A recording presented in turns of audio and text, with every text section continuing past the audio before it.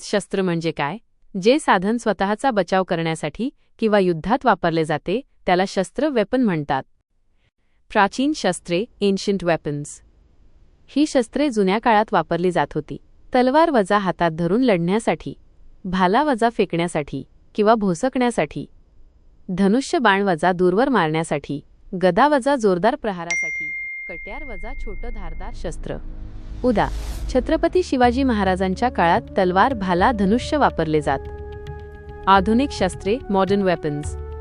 तंत्रज्ञानामुळे तयार झालेली प्रगत शस्त्रे. पिस्तूल, Bayern, revolver, rifle, machine gun, tank, missile, क्षेपणास्त्र, युद्ध विमान. ही शस्त्रे सैन्य आणि पोलिसांकडे कायदेशीर परवानगीने असतात. विध्वंसक शस्त्रे हायली डिस्ट्रक्टिव्ह वेपन्स. अणुबॉम्ब, न्यूक्लिअर बॉम्ब, रासायनिक शस्त्रे, जैविक शस्त्रे. ही अतिशय धोकादायक असतात आणि आंतरराष्ट्रीय नियमांखाली नियंत्रित केली जातात. महत्त्वाची माहिती. शस्त्रांचा वापर फक्त कायदेशीर आणि अधिकृत परवानगीनेच करावा. चुकीचा वापर केल्यास मोठी हानी आणि कायदेशीर कारवाई होऊ शकते.